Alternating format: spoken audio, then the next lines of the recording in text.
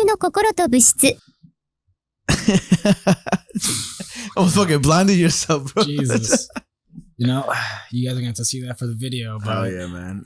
I'm channeling my inner John Lennon right now. Those shits are dented as fuck, no? Those shits are totally mad broken, bro. What the These fuck? shits are fucked up as hell. Like, you know, this is after having a crazy night of drinking. You know, if you catch last episode, as you should know, Hell drinking, not good for you guys. Not good for you. Cancer. Who would have thunk it? Yeah. Who, you know, apparently not a lot of people. 1 in 3 Americans knew.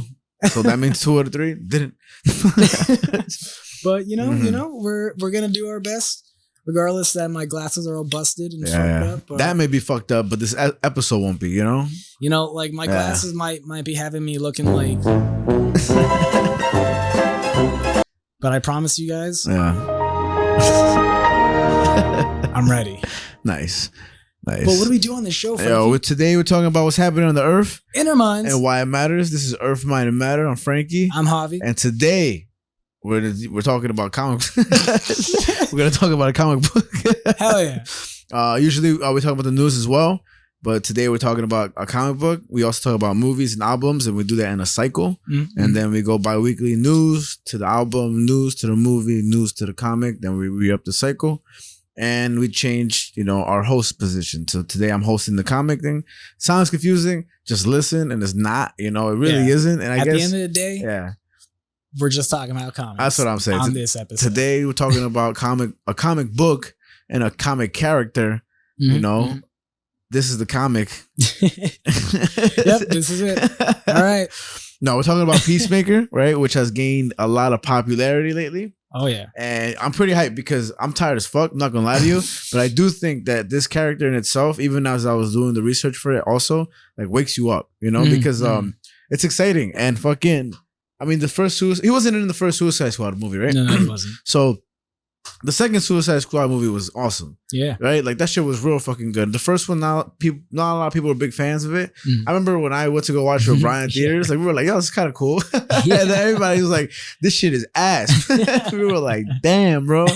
Keep that shit to yourself. We had fun. We're just in the theaters like, woo! How drunk were you guys? Nah, man, I don't know. What does that have to do with anything? Come on, Javi. Fuck. We don't drink. Cancer, remember? Come on. 1 in 3. I remember I ate a burnt like croissant, right? And like somebody was like, don't eat that, you might get cancer. And I feel like if I ever get cancer, like knock on wood, right? Like I'm gonna just think about that one croissant, like fuck. That was the croissant that fucked you. You know what I mean? Not all the bad choices or bad things about our body, but just that bad croissant, you know what I mean? Mm-hmm. And then you just tell yourself, like, if I just didn't eat that one fucking croissant. And that's so fucking whack for that to be the origin of your cancer. Like Chernobyl motherfuckers had some real intense, like, nuclear shit. Like, people who smoke look cool doing it. We had a fucking croissant. A black croissant. And that shit fucked me up, bro. I gotta lose my hair because of it. I still don't like the way you say black. Black, that's crazy. I've been told. No, I'm fucking with you. Black. That shit is just, you know, I'm gonna try it right now. Nope, can't do it. What is it? Generative.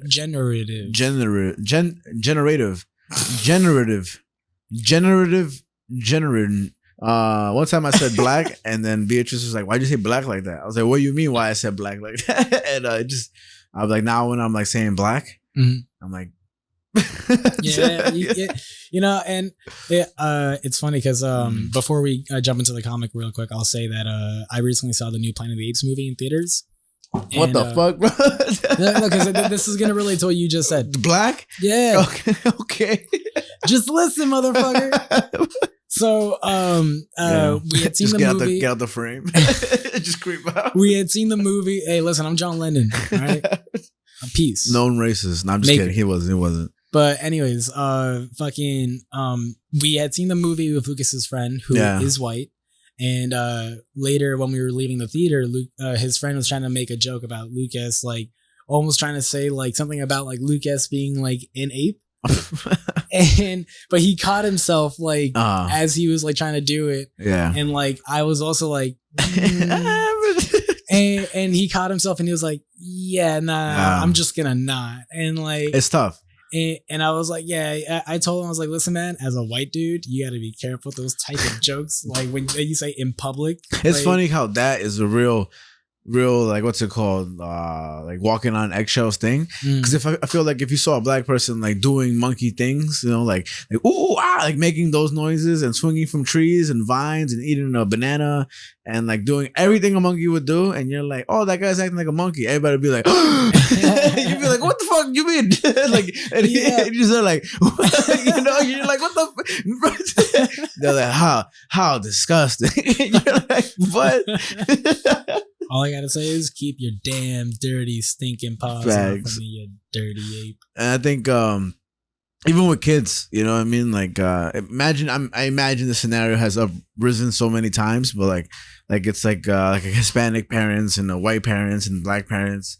And then, you know, their kids are all playing, and the white parents like, look at these kids, right? And then it's mostly the black kids, and they're like, look at these little monkeys. And they're like, yeah, totally. Yeah, they move. It's like no, they're like monkeys. The kids are going.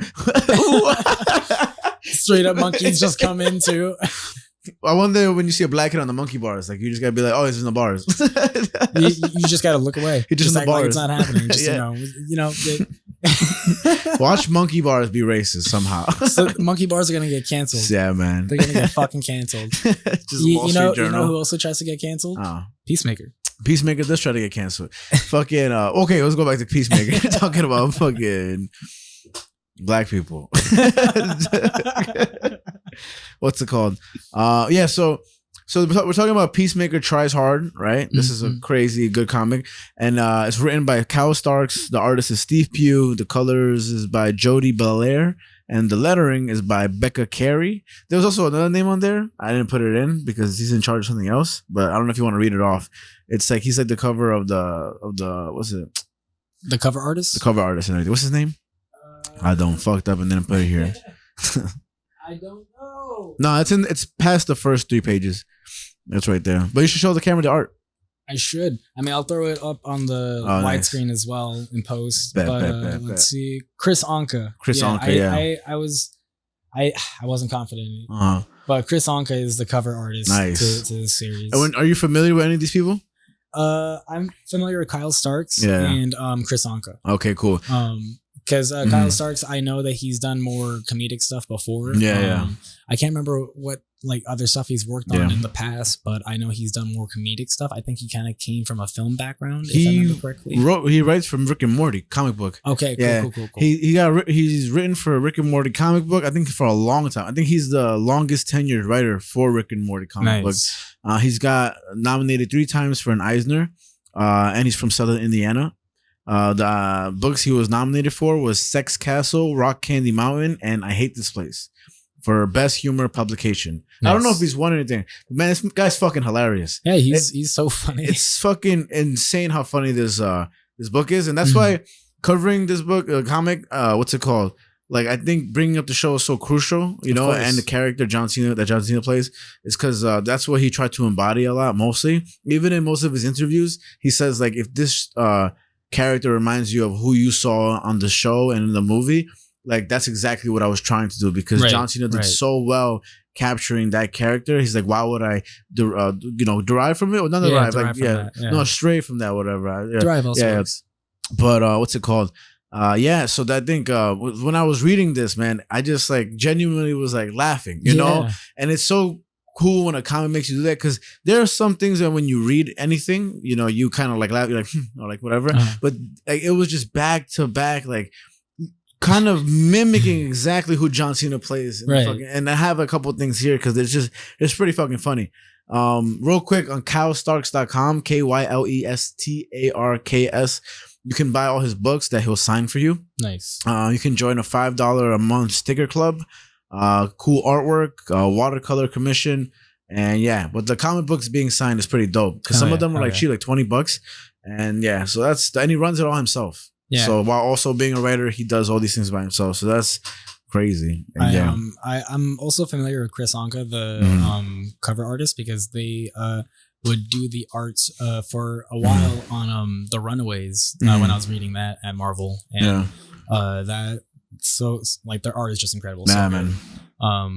So the covers to this are just so fucking sweet. They're so great, and but overall, like, what's the artist's name? Because this is Steve Pugh. Steve Pugh. Yeah, This is the first time I've seen his art. Oh fuck! Because I didn't do any research on Steve Pugh because I was like, oh, how was gonna know who Steve Pugh is? Man. Fuck, bro.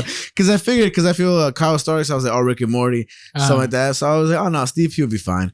And I think this is one thing that I'm still learning how to really get better at is that while I'm reading a comic book, I need to keep reminding myself to look at the art also, because you're conditioned so much when you're reading, like, just a book, like, to just read what's there and then you continue. But when you read a comic book, like, it's so crucial to really pick up on all the visuals.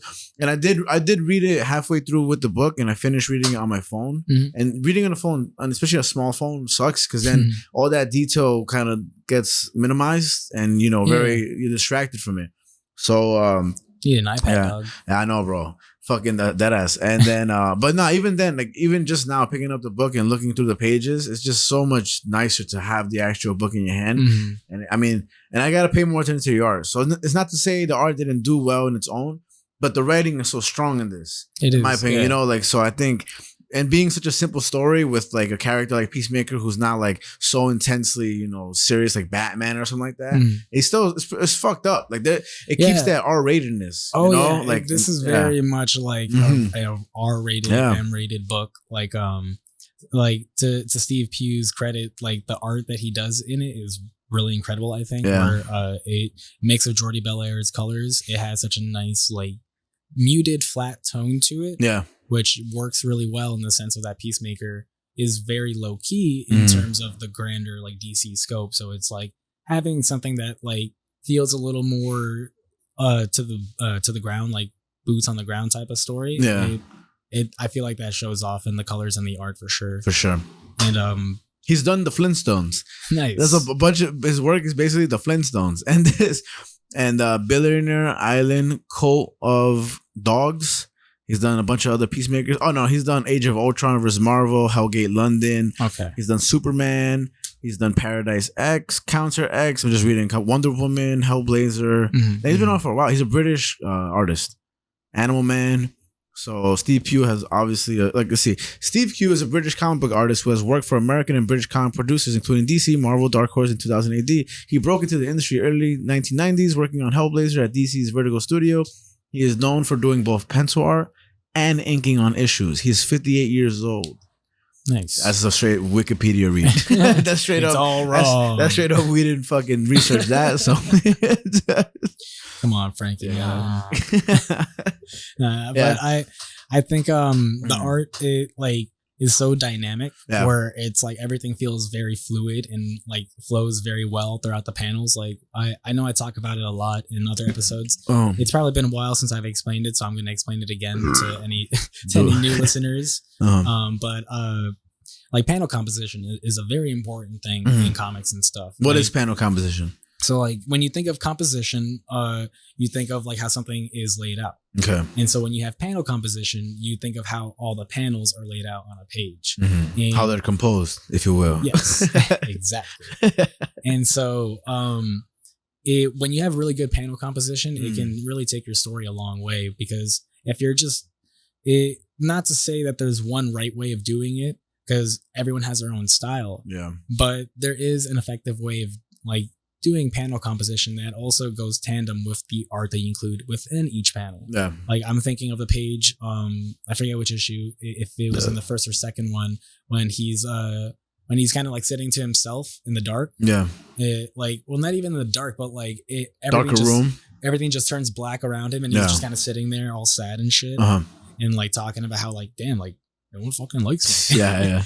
And it's the way that those panels are set up, the way it like starts off pretty zoomed out, but gets in closer and creeps closer. In. It's like you would imagine that in a film. Like you would imagine that in a moment like that in a movie, the camera just zooms in slowly and slowly as the character is having their monologue. So it's like natural, like you would want, like that's something you would expect, and how it's not cinematically, but how artistically it usually goes when it comes to those. That's pretty dope. Yeah, I thought it was more so like, if you have a scene, or a panel where it's like really dark or getting darker, you don't want to have a scene, the next page be all brightness. So then you're like, oh, it's taken away from the darkness because the next page is so brightly colored. Right. You know, you want to kind of smoothly transition out of it. Is that kind of like that as well, or not really? It can be. Because definitely that comes down more to like the colors of everything and who the colorist is. And it really comes down to creating a tone with your colors. Like you obviously don't want to just use whatever colors for say a 6-issue series like this. You want to maintain what like artists will say a palette. Like you want to have like the same color palette for like one run or one series or whatever the case is. That's like when they do those movie palettes, right? Where you watch a movie and they have like, let's say you watch Titanic, like these are the colors that mainly coincide with the movie, and it's just like a bunch of little squares, and it's just like, oh yeah, like this is what the movie looks like, and it's just a bunch of colors because that's their main theme of color. Right. What's it called? I was talking with a friend yesterday, shout out Gia, where he said he took a color theory class. Yeah. And you were studying up on color theory, you know? Still am. Yeah, right. What have you learned so far about that in terms of like, a lot, a little? Dude. Really? So much. What are some like things that like, if you're not really into like colors like that, like, you know, what's some things that you found shocking that, you know, would sound like translatable to people who are just listening? Because I think for myself, something that just amazes me is like it's the science of colors, and like when you look at that on paper, you're kind of like, and even hearing it, I'm like, man, what the fuck you mean, bro? You're like, come on, it's a fucking color, and but there's so much range, right? And when you really get into it, there really is a science behind how we perceive colors and like why people are colorblind and things like that, and shout out Chino. Yeah, shout out to you, man. Loser. Colors. But, you know, fucking, I don't know if I said it on the podcast real quick, but Chino for a long time thought that Starfire from the Teen Titans was green. And it wasn't until he was reading a Starfire comic and someone said that she was orange. He was like, wait a minute. Yeah, he was like, wait, Javi, is Starfire orange? I'm like, no way, dude. But something that I learned that's really wild for me with color theory that still blows my mind is that this works with how we perceive light, where technically nothing really has color. Yeah. It's more so how light, we perceive it, right? How we perceive it and how the light is being reflected off of whatever subject or surface or whatever the case is, and how that light is bouncing off of that object or surface and reflecting back into our eyes, because we have a little prism in our shits too, right? And I've always heard in the past, I don't know where, but like we see bananas as yellow, right? But I think there could be other species that see bananas as purple. What's in that? So like the true color of something, like is there ever really a true color to something, or it's just how you perceive it, right? So it's all very conceptual. There's no neutral color, like you know, that to everything, because all beings, the color doesn't even exist, right? In some sense, right? Exactly. It's just like colors aren't really real. It's just sort of like a trick of the light almost. Like if a certain animal walks in here, everything else could look completely different. Right? Like, you know, I learned that dogs aren't necessarily colorblind, or like, you know, it's not like they see in black and white or gray or whatever. It's more so that colors are very muted for them. So they can still see color, but it's very muted. The term see color is triggering. You see a dog walk in here, like, I don't see color. You're like, wait, like, yo, what the link right now is just like, yo, man, all I see is bullshit. That's mad funny, because then when you see like that cliche dog barking at a black guy or something like that, and then you're like, whoa. It's so funny when a dog barks at like a black person, you know, and then you get mad at the owner. You know, you're like, what did you teach him? What did you teach? And you like rescued that dog like a year ago. You're like, bro, I don't fucking know this piece of shit. It was fucking... Like when you first rescued the dog, he just had a fucking swastika on his arm. You're like, oh, I don't know what that's about. Fucking Jesus Christ, man, that's mad funny. But yeah, okay, that's fucking interesting as shit, because you know, like when yesterday we were teasing him because he had a green shirt on that like we all thought was tan. Like we asked every person behind the bar, they're like, what do you think his shirt looks like? And everybody did this immediately. They were like, they all like kind of closed up, and they were like beige, tan. He was like, guys, it's green. The shirt is green. And then they posted on Instagram, and it's like blue. Everybody voted blue and stuff like that. But that's also dependent on like the camera technology, how it takes it in, right? Exactly. It did look blue as fuck in the picture. Yeah, and you know, even with the shirt that you're wearing now, that's the first shirt that you wore for the first episode back. Oh yeah, shout out this. I love the shirt. And we were using the iPad for your angle, and it didn't have the right colors. It just couldn't get your green shirt correctly. It just looks like my shirt's off. It's just fucking naked. But I mean, you know, we do it anyways. That's what I'm saying anyway. I had to color grade that when I had remastered it and stuff. It's a color graded so that it actually is that color green. And that's something that I did after learning more color theory, because I was able to better understand, okay, if I mix these colors in Premiere and stuff, I can be able to overlay this and this and that, whatever. So I think it's crazy that mostly in fashion, I think so. How clothes accentuate, right? Other clothes, you know, and I know it sounds simple. I know we're just talking about colors right now, but it really does make it pop. Like you can have, that's why I think detail is so crucial. Like you can have those glasses on right now, but say they were all black. Everything was black about it. But then they had these little like purple diamonds like right here, right? Yeah. And then you're wearing a purple, not a purple, like a black shirt with like a purple line here. And then you're like, you know, and it's crazy how those things make it pop.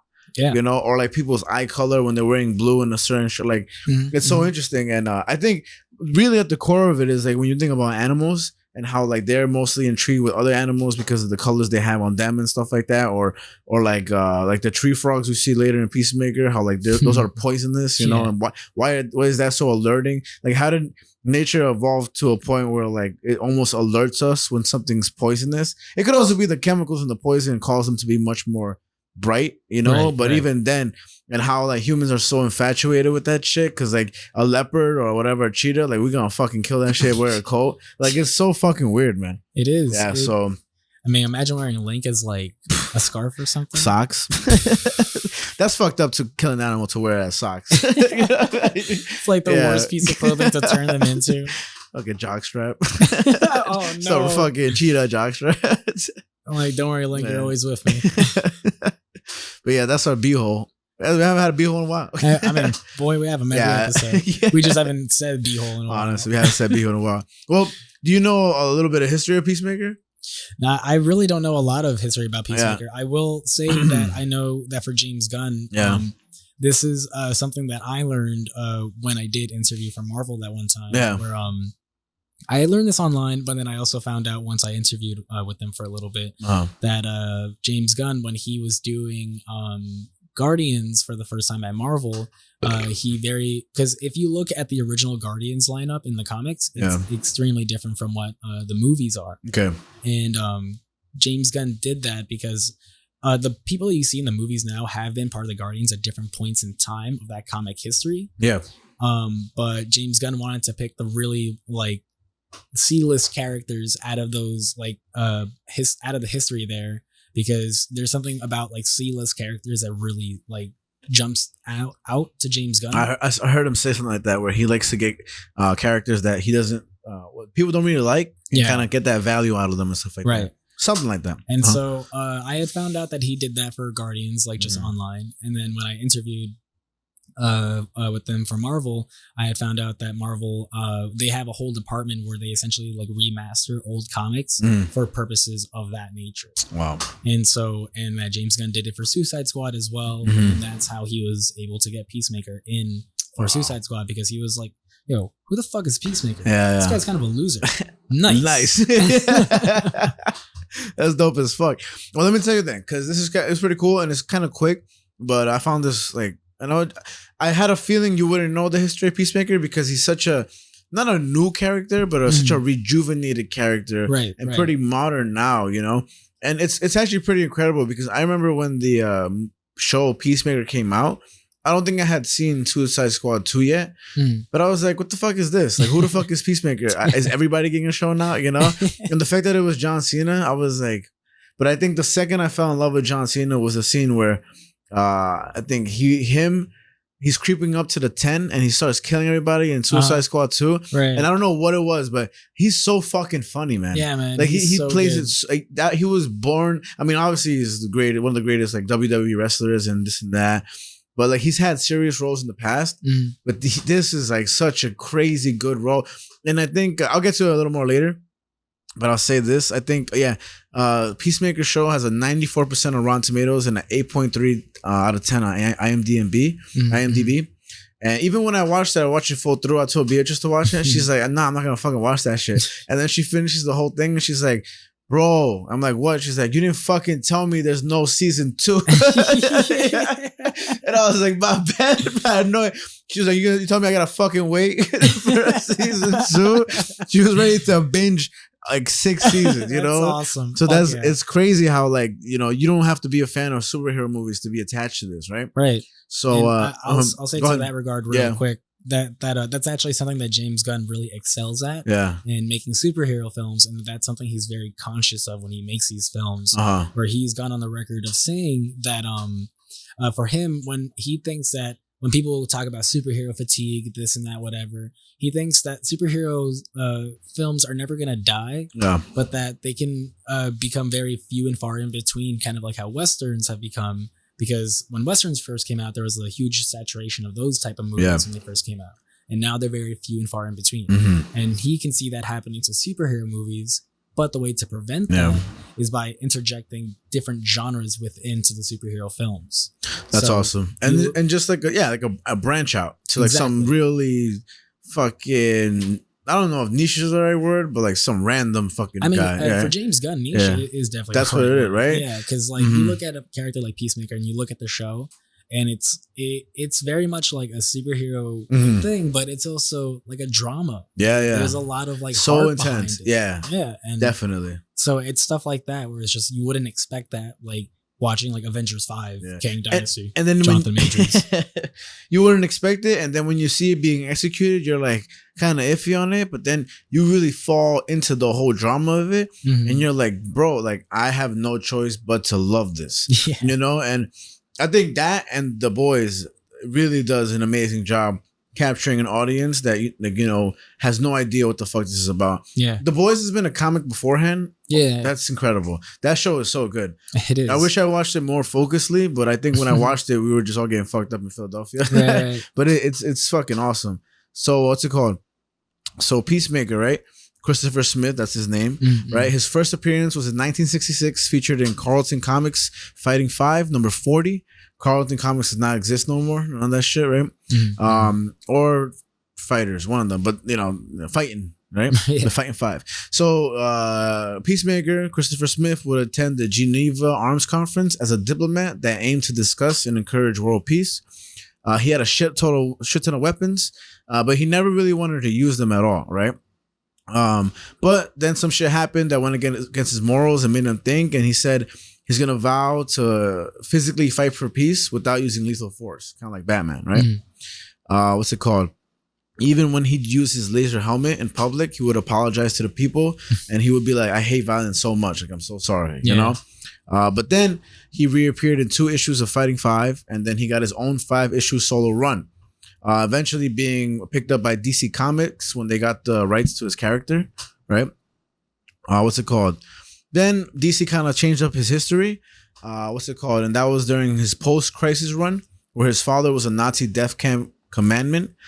His dad committed suicide in front of Peacemaker when he was 5 years old, and he moved to the U.S. Because he was so traumatized from that suicide. He saw dead visions of his father wearing like an SS uniform. And because his father wanted him to be a soldier, he did become one, but he was so mentally fucked, right? So they had to use him in this anti-terrorism unit only. And the anti-terrorism unit was called Project Peacemaker, you know? Wow. What's it called? During his run as a soldier, though, he accidentally massacred a village of innocent civilians. You know, that's fucking wild, bro. Yeah. And then, so he got 20 years in prison. That's when it led to the anti-terrorism thing, right? It's amazing how much of the show actually gets that. Yeah. Like they asked him about that, like when did you decide to pick up certain things and this and that? Because there's a lot of that, but I think in the show his father's still alive, you know, and then this one his father's dead at 5, but it still has that Nazi thing, you know. Basically, for me, it's pretty crazy how much of the mental health aspect was for Peacemaker, given that this was in the 60s, you know, and then throughout the 60s to the 2000s. And I know comic books tend to do that regardless, like capture like this outcasted person in society and then bring them back, you know, with, you know, the will to want to help and super powers, super brain. What's it called? While he was fighting, he would he believed every soul of the persons he's killed, people he's killed, would live inside his helmet. And so throughout the issues, he would be arguing with the people in his helmet while he's like massacring motherfuckers. You know what I mean?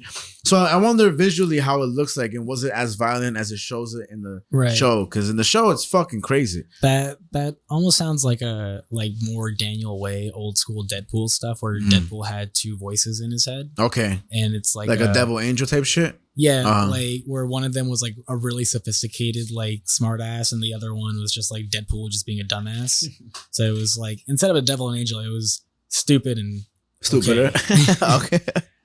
But so and a lot of the times they would argue with each other in his head while he's like, killing a bunch of motherfuckers and shit like that. So I can almost visualize that for old school Peacemaker. And it is a good point to make about how that was being talked about during the 60s in this comic, at least. But that wasn't not a hot topic. So not at all. I would imagine that's maybe why it didn't do well. Yeah. Like, and it's probably like, yo, who's this depressed motherfucker? Yeah. And it's people so funny. Probably like, yo, this is fucking weird. and even his costume is lame, almost kind of lame. You know what I mean? Like when you see John Cena's outfit, you're like, the fuck is he wearing? What the fuck is this, bro? And it just, I think the stars aligned and it really fucking bloomed. So like, you're like, I don't know, randomly, but accordingly to the nature around it. What's it called? And even funny enough, last episode we spoke about James Gunn's tweets, right? And how like insane they were. They were fucking terrible, bro. They were like, what's it called? That's what was one of them. He was like, they say, laughter is the best medicine. That's why when I see a person with AIDS, I just laugh at them or something like that. Right, I don't know. Yeah. But it makes sense that Peacemaker is a show that he is like putting on. Yeah. Were those tweets before Peacemaker or after? Before. So before. So that's interesting how they kind of, I don't know if they mentioned it to him when they were like, yo, don't, no more tweets, but they kind of saw that and they were like, fuck it. We kind of need that anyway. Let's just do it in good taste, Well, because DC hired him after those tweets surfaced. That's what I'm saying. Yeah. Like they didn't mind that existed. Right. They were like, hey, fuck it. Like if you're gonna be like that, let's do that correctly, which is the correct way to do that. Because again, like every joke, the intention of it is to make people laugh. But then you can really fuck up a joke. But if you're offended, like the grace of it is that it's intended to make you laugh. That's Patrice O'Neal, right? But now you're gonna do it right, and he did it right with Peacemaker, because I think every motherfucker is hilarious on that show. Even the guy who became the fly, whatever it's called, he's even funny because he looks so fucking weird. Right? He's like, I've never seen you smile, or like whatever. And then the guy with the glasses, the beard, they could call kind of like Jelly Roll or some shit like that. And he's like, you dye your hair, don't you? I don't dye my beard. It's like everything. What's up, dyed beard or some shit like that. Everything was written so funny, and even with this comic book, like you don't miss a step. Like it's the same comedy, and it really makes you laugh out loud. Tone, it's the same vibe. It's like you're reading the show, and it's like when you watch the show, it's like you're watching the comic. My bad, just Peacemaker. And I was gonna say, like even. Like for me, from the get go, like some of the humor and stuff, like when he's at the supermarket and no one knows who he is, stuff like that, or like his first action sequence after they take Bruce and he's going through what is it, the plant or whatever, and he fucking like kills the dude and finds out that like. He's just like another like employee. He's a worker. Yeah, but then he finds out on top of that like he's like a sex offender. So he's just like, you know what? It's all right. He does look like a Gavin. This shit was I could have sworn I had that page right here, but I'll read a couple things off of it because I think it's fucking hilarious. Like one of them was him talking to the Red Bee, right? Yeah, right? And he's like saying, Peacemaker, Red Bee. So Peacemaker says, whatever, you weirdo fuck. And then Red Bee is like, you're gonna need eggs for this, right? Talking about instant cake mix. He says, you're gonna need eggs for this, right? Fuck. He said, I seen your fridge. All you have is a half empty jar of pickles and a bottle of mustard. Peacemaker says, dude, it's instant cake. You just mix, you just add water. Red Bee is like, sorry, bud. You need eggs and oil and something to grease a pan. You have a pan, right? And Peacemaker's like, are you kidding me? That's not instant at all. He's like, fuck, I have to go back to the store, you know? And it reads so much better, you know, obviously like saying and stuff. Yeah, it's just, but that little humor back and forth, you know, is good. I feel like, you know, it's especially for someone like myself who kind of got into comics because of the movies. Yeah. When I was reading this, I could just envision John Cena's voice reading it. It's like you have to, because John Cena became the character. Yeah, man. And I do that with certain characters, like for other comics, like like, you know, if I ever read Iron Man, I just hear RDJ. Yeah. Like that's all I hear in my head, and it goes back to what you said. Like John Cena really just fucking. He nailed this character. And he's so stone cold face doing most of the things. He must be a fucking great actor, man. I mean, I'm not saying he must be. Obviously he is. But it's crazy. I know. I'm sure you know this, but if you don't, that'd be crazy. It's shocking things. James Gunn wrote these 8 episodes in 2 months. So I didn't know that. So I know he wrote it. Yeah. Wrote it. I know he wrote it. Generative. But I know he wrote all the episodes, and he directed a big bulk of the episodes actually, but I didn't know he did it in only 2 months. That's crazy. He tasked himself with 1 episode per week, and isn't that crazy, bro? Jesus. Yeah, I think he had written the first one off the rip and everything, and then you know, for people who don't know, for screenwriting, like in TV and film, 1 page is a minute essentially. That's fucking crazy, and it's hour-long episodes. Yeah. You know what I mean? What's it called? He said when it came to working with John Cena, he's like, quote, "I love John Cena. I just really love the guy. I love working with people who are incredibly talented, and quote, I love finding the humanity and kind of shitty actors." So that's what go back to what you mentioned, you know, like he enjoys this role, like the bad character or ass character, and just bringing it out of them, you know? Right. What's it called?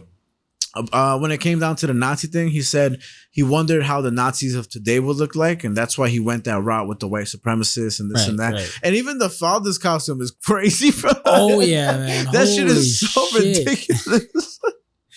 It's so wild. And then apparently once he found out he needed the father for John Cena, like he already knew a guy, and he was like, "Oh yeah, that's gonna be John Cena's father, Mason Perry or some shit like that." Mason Perry. Yeah, that's so funny to think that like you need some asshole piece of shit, and you're like, "Oh yeah, no, I know." Yeah, like imagine this guy. I know this guy. Oh yeah, Link. That's exactly who.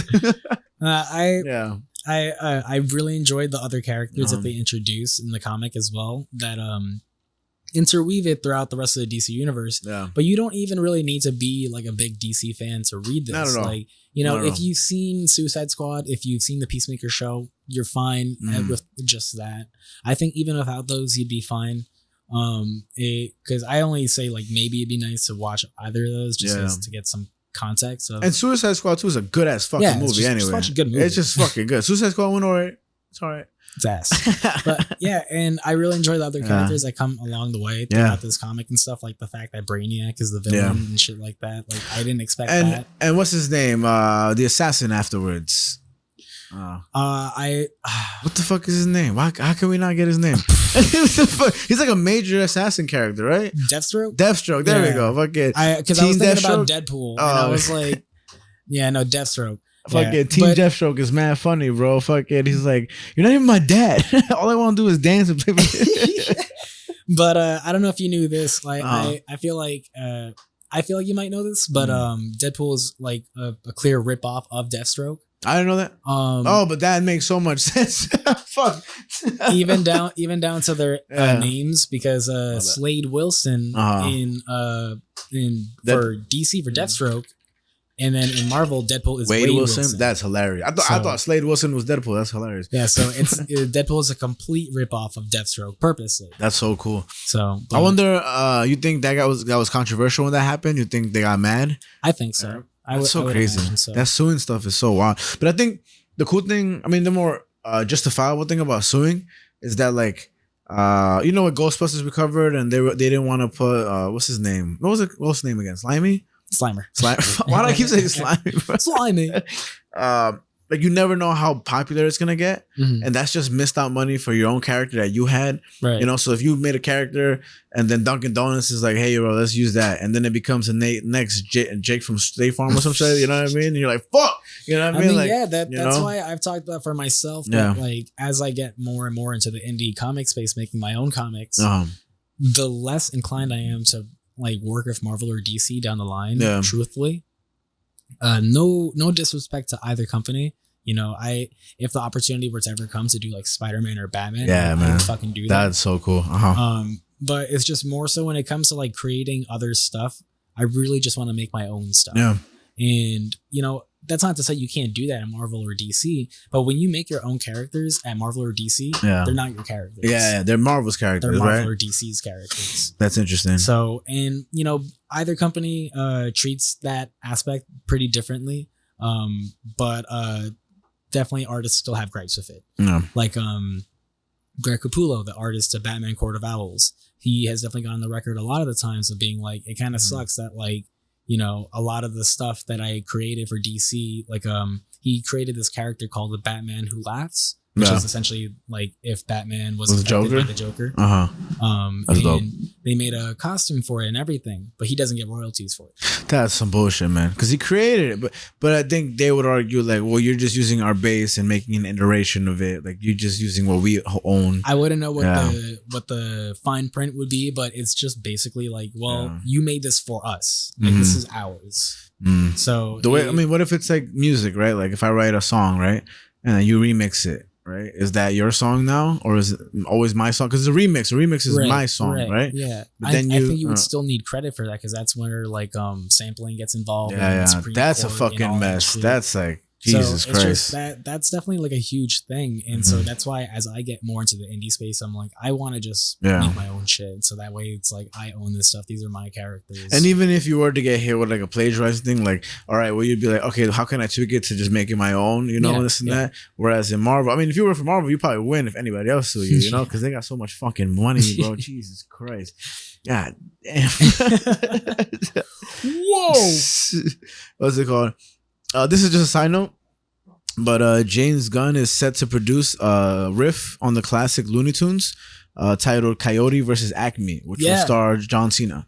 That's interesting. That got shelved. Really? It got shelved. What the fuck? Yeah, dog. Why? God damn it. Because fucking Warner Bros. Be Warner Broing. And they're just like, we're just not going to release this. You're not going to do this, right? They basically pulled a Batgirl and just said, it's not coming out. Damn. Sorry, when was it supposed to come out? I don't remember when it was supposed to come out. God damn it, bro. It's like, it's done and everything. Like, it's a finished product. But they can't put it out? Nah, not going to do it. Who made Batgirl again that they didn't allow to put out? Like, who directed it and everything? I forget the director, but it was going to have Michael Keaton as Batman in it. You think, what's it called? If they just said, fuck, I mean, that's where I think leaks are necessary, bro. Just leak that shit. Just like, I accidentally leaked that shit and just let us have that, you know? I mean, that's what happened to Deadpool. Really? Yeah, because what the fuck, really? Yeah, you don't remember the Deadpool leaked test footage from like years and years ago, where it's the highway scene essentially from the first movie? I do not remember that. Really? Oh my God, I don't remember that at all. Because years and years ago, like maybe 5 to 10 years before Deadpool 1, this test footage came out where it was Ryan Reynolds doing the voice of Deadpool in a CGI test scene where it was basically the highway scene in the first movie. Yeah, and it's like 5 minutes long. And that just got leaked online. And that caused such an uproar, which is essentially one of the main reasons why they made the Deadpool movie. Because they saw the feedback and they were like, oh, people want this shit. Yeah, people were like, oh shit, people actually really want this. And that is a huge thing. And it's even become a running joke for Ryan Reynolds where he sometimes will say like, yeah, who leaked it? So leaks can definitely be necessary sometimes for sure. That's why I don't think leaks really exist. I don't think when, especially with music, don't get me wrong, out of all of them, I'm sure there are some, but I think a lot of the times artists do that on purpose. You know, like when Kanye West has something leaked, I'm like, you're telling me Kanye West, a person who's been making music forever, right, didn't protect his shit, like you know, whoops, you know, fucking airplayed it to my neighbors. Yeah, right. Oh yeah, they're not gonna hire or get the best equipment, unhackable, or like at least safe, you know, because sometimes the best way to not get hacked is to use old equipment. Like, you know, you just record on a cassette tape. Who the fuck's gonna hack that shit? You know, which I think is pretty cool. It's almost a little like I don't know. What's it called? Right? Good talk. Banana bread. What do you expect from what's his name? Hugh Jackman? How do you think he's gonna play Wolverine and like the new in the Deadpool one? I think he's gonna kill it. Yeah, because Logan was so good, man. It was. That was so fucking good. I have been preparing myself for the reality that like, you know, Deadpool and Wolverine can be mid at best. I don't think Hugh Jackson's gonna be that funny. I think he's gonna be pretty funny, actually. Really? Because I think what's gonna work so well, but works in the comics is which also works with like Spider-Man and Deadpool. Yeah. Not the same relationship between Spider-Man and Deadpool. I'll retract that. Whatever. Yeah. But with Deadpool and Wolverine, what's really funny between the two of them is that Wolverine is such a serious character, super serious, and Deadpool is not. So that's where the humor comes in, because it's like that good cop bad cop relationship, where it's just Deadpool is just being annoying, and Wolverine's like, dude, can you shut the fuck up? What's it called? But Hugh Jackman looks kind of old to be wearing that suit, though. Also, right? Like, you don't think he's like? I mean, he's still looking pretty good. Yeah, but he's like kind of like. I'm sure he's not this old, but he looked like he's like 40 something. You know, he wearing that. 40 something. Oh man, 40. Sorry, 40 something. He's pretty old. He's pretty fucking old. You know what I mean? Yeah. What the fuck? Like, he looks crazy wearing that, and like his face shows it. You know. I don't know. I mean, I hope the movie's gonna be fucking awesome, and I'm sure it will be. But man, Logan was one of the best movies I think ever when it came to just like superhero movies. I don't want to say it's underrated, because it's definitely not. But when are those kids that were superheroes gonna be something, man? Because that was cool as fuck. Wait, was that X-Men? That was the X-Men kids, though, right? Like those are future kids. Are mutants, oh yeah. So the main girl is X-23, Laura Kinney. She becomes Wolverine. I just remember like the little chunky black kid, and I think he used like he was cold hands or some shit like that. That was just cool, man. I was like, hell yeah, bro. Well, I'll say one last thing, and we'll get back to Peacemaker. But about Logan was that one of my favorite scenes was that really like hooked me with the movie is just the relationship between Logan and Laura. Oh my god. 23. Yeah. Where they're in the car, and like she's just like yelling at him in Spanish, and he's just like, shut up, shut up, shut the fuck up, shut the fuck up. Yeah. Like that little interaction, I was like, I love this movie. This is awesome. She did so fucking good. Yeah, she was amazing. She did like for that. And okay, now interesting enough, not to like go a little more. I wonder if any of that had AI with it. With her, you know? Oh, I don't think so. Yeah. Just because maybe that might have been a little too early, right? It's definitely CGI, of course. Yeah. But like acting wise, I hope she won an award or something like that, because she did incredible, man. She killed it. That was insanely good. And that was her debut film, though, or nah? I think it might have been one of her earliest films. Got a pimple right here. Yeah. But so there's gonna be season 2 of Peacemaker, right? Yeah, and there's actually more. Peacemaker Tries Hard. There's like issue number 2 and 6. I thought this was it. I thought it was just but like now I was looking at it. I'm pretty sure there's a second one and a third one. I might be wrong, but like even looking at it right now, like I saw those other ones. Because I had only seen that this one is 6 issues, so I only read the 6 issues. Oh, I might be wrong then. I might be looking at like just like different issues versus like a volume. Fuck, god damn it! But this was really fucking good, man. So this was 6 issues total. But yeah, so that's all it is, 6 issues. Yeah. It's a pretty quick read. It's super. I read it today, bro. At work, I read it in the span of. I kept going to the bathroom for like 15 minutes, and I was just. Yeah. It's a very quick read, and like that's not. I feel like when you have a quick read, sometimes that can kind of come off as like, oh, it's super easy to read, but it's like.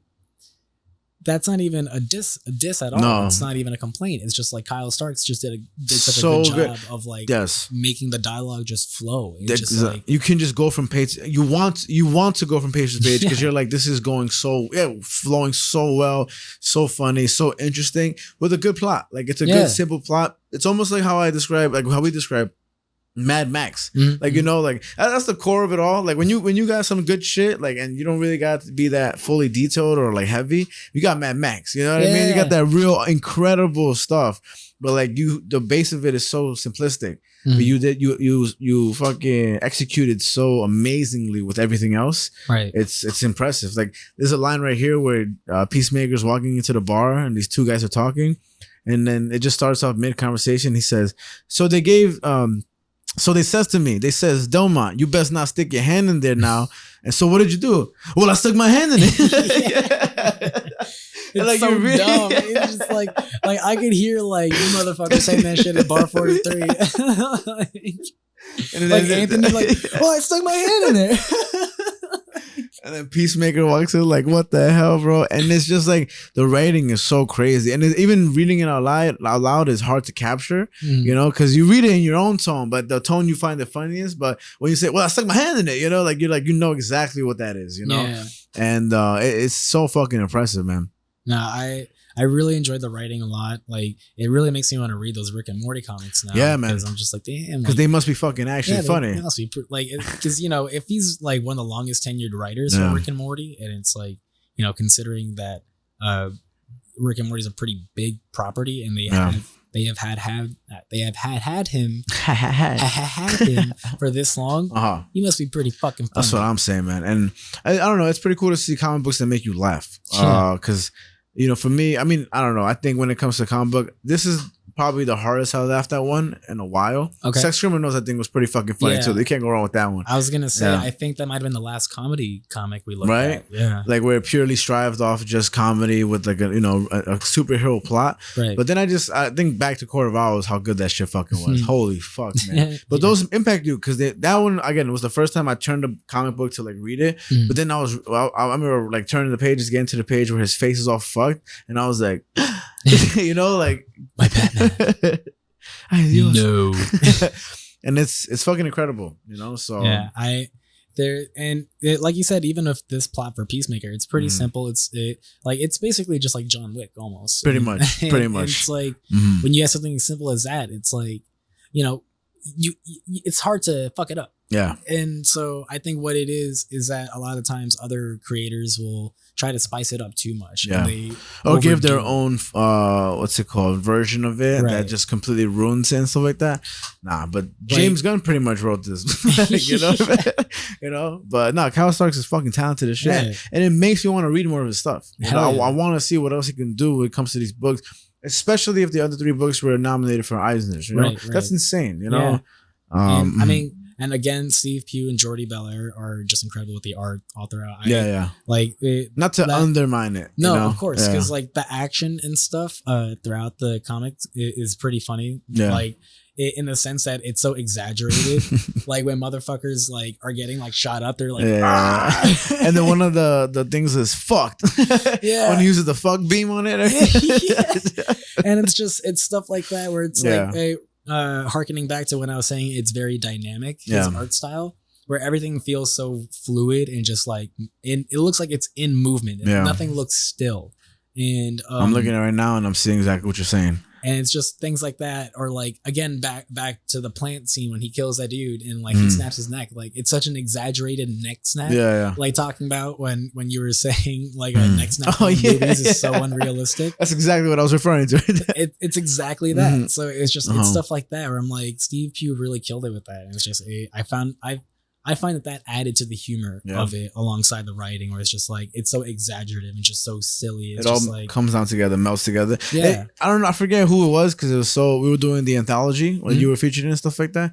Where that one comic where everything flowed so well because it was a comic where everything was in motion. Right. Remember? You know what I'm talking about? Do you remember? I don't remember the title. It was like but do you know what I'm referring to? Yes. All right, so we could put it up so you can see and give the credit to who it's due to. But that shit flowed really well. That might be in all comic books one of the most like clear flowing action sequence in a fucking comic, which is crazy. Yeah, I can reuse the same fucking things that I did for that episode because I included that in that episode, so I can reuse that. That was fucking dope, man. That goes a long way with panel composition as well. Like I was saying, and just in general, Steve Pugh has such a unique style. It kind of took me a minute to sort of get into it personally. Yeah, because like with the muted flat colors of it all, like, that's not what turned me off. It was more so just like the cartoonish look to it. Yeah, because it was almost reminiscent to me of like Frank Miller's art slightly, but like with more bold lining. Okay, and I was a little iffy on that, like in the first some pages, but by the end of the first issue, I was like, okay, yeah, you know what? I fucks with this. This is nuts. It reminds me of the artwork in Dead Presidents with Deadpool, which is another comedy comic we did. Yeah. We did that after Sex Criminals, actually. Yeah, we did. Yeah, right? That fucking book was hilarious too, man. We didn't cover, I don't think. Franklin, you hound. We didn't cover, what was the book that, she's a female writer. I think it was for Spider-Man or she's Asian. Remember, was it Spider-Man or was it something else? Or Deadpool? It's Deadpool, right? That one, she killed that shit too, and that shit was.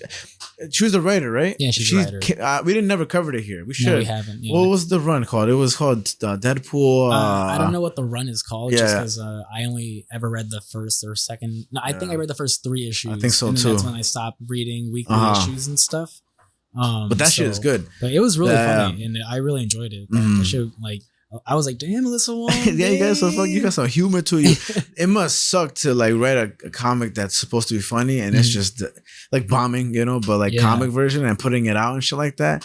And I'm sure you have editors. Yeah, man. Yeah, they're like, yo. Also, then editors can sometimes like not be funny. Yeah, they throw that shit in the trash, bro.